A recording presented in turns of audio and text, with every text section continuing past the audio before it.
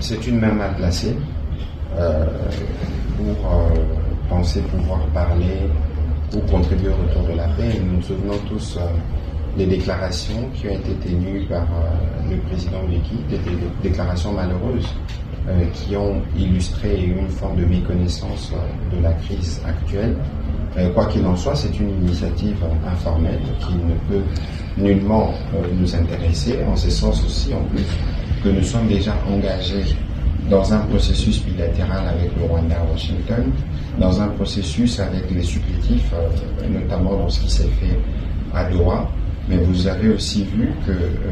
à la suite de la rencontre que le président de la République avait initiée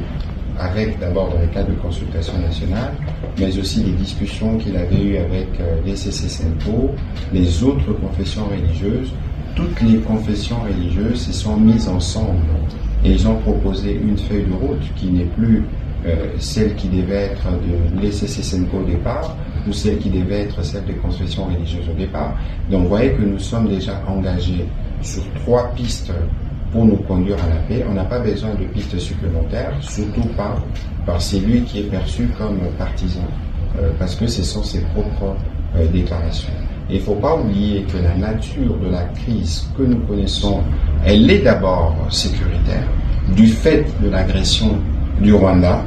et que cela est bien pris en charge par les processus de Washington et de Doha. En interne, vous avez vu que dans les derniers gouvernements qui est sorti, il y a déjà eu un début d'ouverture à ceux qui étaient dans l'opposition ou dans la société civile, mais qu'il y a d'autres démarches qui sont en cours et donc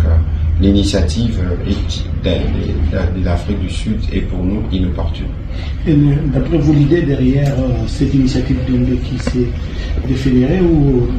d'étaler les livres pour certaines on va pas verser dans des soupçons sur les calculs qui sont le sien, mais nous connaissons ses positions qu'il a clairement exprimées, je ne voudrais pas les rappeler ici, et cette attitude n'est pas de nature à contribuer pour le retour de la paix, parce que lorsque déjà on fait mal les diagnostics, ou on prend fait et cause pour ceux qui ont tué par milliers, pour penser pouvoir occuper Goma et continuer d'ailleurs jusqu'à aujourd'hui de faire une gouvernance par crime. Vous voyez, vous tous les jours, les crimes que nous recensons, les Congolais qui sont massivement en train de quitter Goma parce qu'ils n'en peuvent plus d'être étouffés dans leur liberté fondamentale. Et nous pensons véritablement que quelles que soient ses intentions, ça ne nous intéresse pas. Et il n'y a aucune personnalité